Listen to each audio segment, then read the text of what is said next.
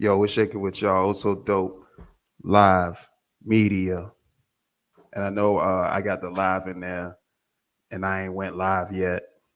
I'm waiting on that. I'm gonna stick to these pre-records right now because I can actually collect my thoughts somewhat, and of course give y'all good content. So you know what we're here for today. As you see in the title, this will be part two of "Is Kwame Brown Jealous of Gilbert Arenas?" This is part two. So I'm going to go where we left off at. Like we're gonna just dive right in. Make sure you subscribe to the channel. Also, Dope Media Live. You know what we do each and every time we get here. Shouts out to everybody that's been watching the videos, commenting, liking the content. It's meaning a lot. I appreciate each and every last one of y'all. Also, Dope Live. You know what we do each and every time. This is Kwame Brown jealous of Gilbert Arenas part two. Let's do it, y'all.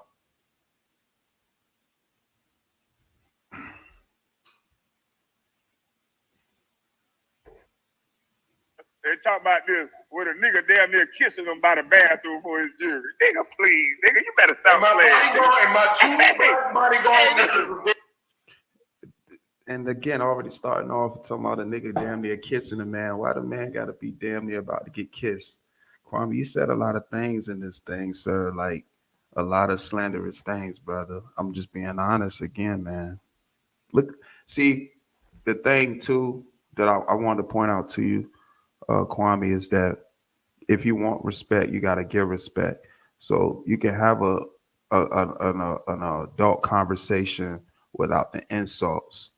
Because as you can see, Gilbert Arenas hasn't insulted you at all until you insulted him. But if you came on to have a conversation in good faith, like you always say, then the conversation will go another way. But let's continue.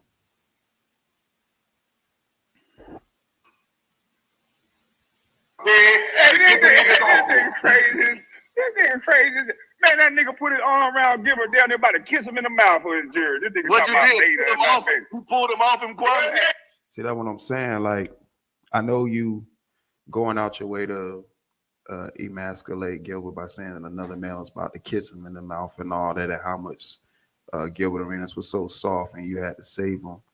But bro, like it's no need for all that. Like if you saw he was getting pressed and you handled the situation for him, then what are we talking about? I don't get it. Come on, me. Get the nigga off me. Come on, man. That's when he got the ball. Hey, Skip. That's when he got the ball. Keep them hoodlums off me. Now we talking business. Now we talking business. He said it was a fair trade. You know, you keep them niggas up off me, I'll pass you the ball. and like I said, I like the snap comebacks by Gilbert, man. He quick with it. Like he see the insult, so he know how to revert it back to Kwame and make it, you know, comical, but at the same time not disrespecting them. So this interview, like I said, this was real telling, you know, with the on Kwame Brown's behalf. It's just not a good look, bro. Like I understand what you want to be heard, and this was the whole premise of you coming out, and that's how you went viral by putting people's personal business out, and it gave people like me insight, like, oh shit, like I already knew celebrities got their own dirt and their own life outside of who they portray to be to us. But for you to have aired out that stuff and it became viral because you was telling things that we as regular people didn't know. We probably had an idea, but you pretty much confirmed it. And things from the past that we forgot that you resurfaced.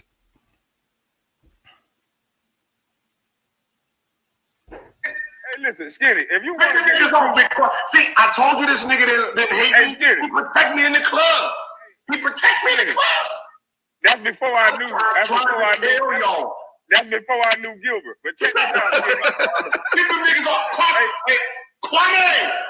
Boom. Get them niggas. Thank you. Yeah, nigga. All he want to do is overtalk now. But if you want to know the real truth about me, ask some of the real wizards. Ask Jerry Stackhouse. Hey, that's before you knew who Gilbert was. Huh? Ask Jerry. Boy, when you find out who people really is sometimes. Ask Jerry Stackhouse about me.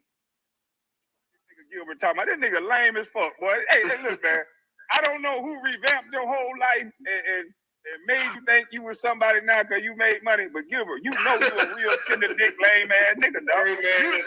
You the type of nigga that gotta talk. You'll wait and watch another nigga steelo and then come talk about another nigga steelo. That's what you do. God.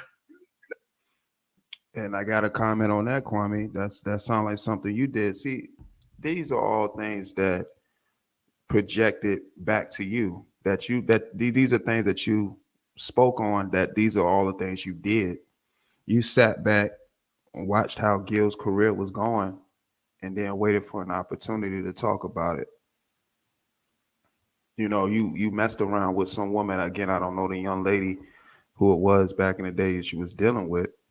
But then you go and find out that Gilbert dealing with her later on down the line. And I feel like you felt some kind of way. I think you did feel some kind of way. That's why you brought it up.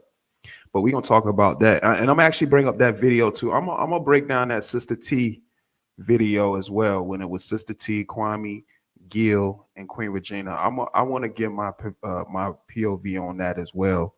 We're going to talk about that too, because I was telling as well. Like I said, like just going back and seeing all these videos of KB with a different lens, I just look at this dude in like a totally different light, man.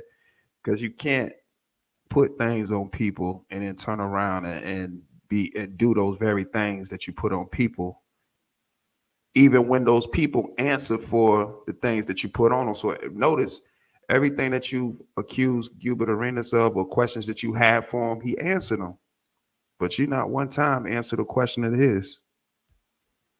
Let's continue. Hey man, listen. When I needed you, your ass was there. At a bar, I'm sitting here at a bar listening to a nigga keep saying beta over and over again. When a nigga walk up to this nigga with no gun, damn near kiss him in the mouth with his jury, and he got the nerve to talk about beta and alpha. And what I do, snap in. What'd you do? You ran over there and got that nigga off me. Damn. Yeah, I felt bad that you was a wizard, nigga. I couldn't let nothing happen to you. Hey, you niggas started getting shot up and all kind of shit. See, look, there it go. You went from the club to after you left, niggas start getting shot up. Like, Kwame, what are you doing, bro? You just admit that you came over there and protected Gil. And then you said that was before you knew who Gil was. You knew who Gil was when you knew the reason why you was protecting it, because you knew Gil was an asset to y'all team, and by any means necessary, you protect them. Ain't no different from when Tom Brady was on the New England Patriots, and the line and how he showed so much love to the line, and how the line cared about Tom Brady that they were blocking for him with their life. It's the same thing. You was protecting the asset. You went out, y'all was all hanging. Y'all ain't gonna let nothing happen to each other. Y'all teammates. And you knew who Gil was. Gil was the guy on the team that was the like he said, he was one of the highest paid out of the team. Very accessible player that y'all need. So yeah, you protected him. Come on, man. Like I said, bro, this is all just a mirror, just to look at the things you say, and it still don't make sense. What the fuck you niggas talking about? Hey, niggas got me. You wasn't gonna get the ball. You knew that already. Hey, look here. You niggas start getting. Hey, look. You niggas start getting slapped out in the club and all that shit. Protect the franchise. Hey, Gilbert, when he left, who you had got to do that, man, because you was getting shot up. Hey, look. I told you this nigga don't hate me, man. He just respecting me and shit. Man, I don't think y'all hate each other, man. I want y'all motherfuckers to man shit. Hey, look. You know what it is, though, Skinny? You know what it is? That nigga can be tough and a big man around everybody else, but that one motherfucker that know him, he got a hatred for that motherfucker that know him. I know this nigga. I saw this nigga fall in the most nigga, if I would have spent that kind of money on a jury, emperor jury, nigga, you gonna have to beat me. Yeah, you call the man jury, emperor jury. Now, hearing that back then, it was funny. I know you cracking jokes, but that motherfucker Gil was probably shining out there.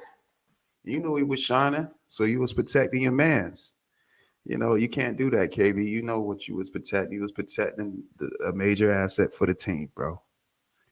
So you seen a man shining. You seen somebody was pressing him. You went over there and defended him. So you can't really make jokes of that and then put claims of how them boys was getting shot up when you left. So you insinuating now that you was the guy that made sure nothing happened to nobody. So in another blog, when you and Gil had a back and forth, you were saying you was the #1 draft pick. You won't nobody security guard, but then make a claim and say, well, when I left, y'all boys start getting shot up. So that means you was playing some kind of enforcer, you know, off the court to the players. Like, come on, KB, man, you got to think about what you be saying, bro. Like, you know, it's not a good look, man. And I'm just, like I said, I'm going back combing through all these videos with a different lens and really breaking it down and listening to the dialogue in these videos on not just on your side, but the person that you're giving pushback to as well. So I'm just listening for overall everything. Sleep to get that shit.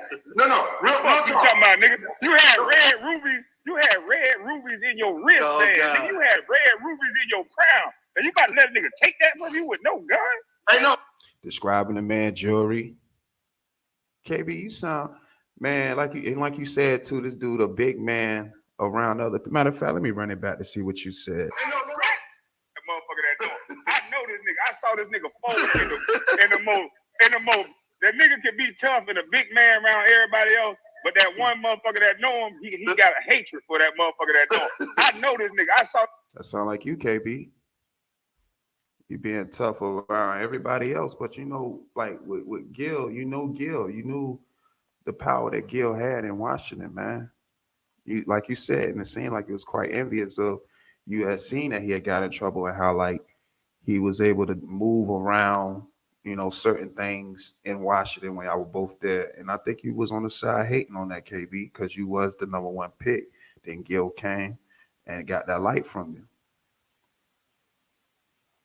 When really Gil wanted to work together, because he even said it in the interview with Skinny that that first year y'all played, you know, and you had all those complaints and stuff, it ride, you know what I'm saying? But that second year when he came back from off his injury, he wanted to win. And he was like, yeah, if you ain't playing and you still complaining and stuff, sit his ass down and put somebody in that's trying to win. I'm trying to win. I ain't got no time for nobody complaining. Let's get it. And that's why I was saying about the killer instinct. You can't teach killer instinct. If it's in you, it's in you. You're a big man, 7 foot, 270, like Stephen A said. But if it's no dog in you, you know, it's just tall and that's all. This nigga fold in the mo bet. Nigga, if I would have spent that kind of money on a jury, emperor jury, nigga, you gonna have to beat me to sleep to get that shit. No, real Fuck you talk. talking about, nigga. You had red rubies in your wristband. Nigga, you had red rubies in your crown. And you about to let a nigga take that from you with no gun? Hey, no, real shit. Skinny, right? You a coward, nigga. Think about what he's saying. I'm in the club, they trying to jack me. Him and his brother protecting me, right? Come on, day, it was one nigga on your ass. I'm just saying. No thing. So, what did he do? As a teammate and a friend, he did what? He got the nigga off. Got the nigga off, protect me. Hey, but listen. Why does he get mad when I protect him? So are y'all friends, Gilbert? We've been friends. This nigga just making up shit to get mad at me. But what I'm saying is, look. And look, and Gilbert called you out on that. So if it was a situation and y'all, and he said y'all were friends. So this is what I'm saying, KB. This is, and you ain't deny that y'all weren't friends neither, KB. That's what I'm saying. That's how this is showing how fake you is in the situation, and that you doing anything to get a viral moment, even at the expense of people that consider you as a friend, man. You're willing to exploit them. So you'll protect Gilbert Arenas in the club from, you know, getting pressed by people. But when somebody mentions, you know, your name to them, and they speak highly of you, even when the person that's asking a question do want some juicy gossip or some defaming stuff like you're doing, Gilbert spoke highly of you because he still looked at you in regard as a friend. That's the point I'm making, bro. Gilbert had a point, man, and here you go over talking him again. Now, why do you think I never say anything bad about Kwame? I know what he did for me in DC. But this nigga get mad. Like, he helped me. But when I help this nigga, he want to get all mad at me. Kwame, what you got to say Right. And here you go. about that? Because that sounds like Gilbert said he always defended you because you was his friend. And you defended Gilbert because he was your friend. That's that media training kicking in. That's fake, bro. Kwame, you fake, bro. You fake, man. Gilbert made it simple. He said he appreciated what you did. He looked at you as a friend. That's why anybody asked you and spoke up for you, because he thought y'all was in a good standing, but you used that as a viral moment to try to exploit him and try to embarrass him and tarnish his name and his likeness, all for personal gain, bro, because you disgruntled. You know what I'm saying? That's how fake you is, Kwame, man. That's fake, bro. That's fake, bro. You're looking jealous on these streets, man. You're looking jealous in these YouTube streets, I should say. And then what you do, you created a scenario now that you did so much talking about people that you actually made Gilbert come on over to YouTube. He knew about YouTube, but now you done made this man come on over, start spewing out facts, start giving up, you know what I'm saying, comedy, because he already was funny as hell. But now he get to, you know what I'm saying, be in a domain of where you at. And you did this to yourself, bro. Like, just running your mouth. So the man say all those nice things about you. The next thing you say is, "Oh, see, that's that media trainer. He know what to say." Man, that dude was speaking from the heart. He was on some real shit. You know what I'm saying? He thought y'all were friends, but apparently not. I don't know, KB, man. I don't look too good for you, my brother. But let me know y'all thoughts down in the comment section. What y'all think about them clips? If you didn't catch them, run them back and see what you think too. I think personally, Kwame is just exposing what kind of person he truly is in my eyes. But down in the comment section, let me know what you think. Do you believe Kwame Brown is jealous of Gilbert Arenas' career? Put it down in the comment section. I am Chef Steph, Also Dope Live. We'll be back with part 3, y'all.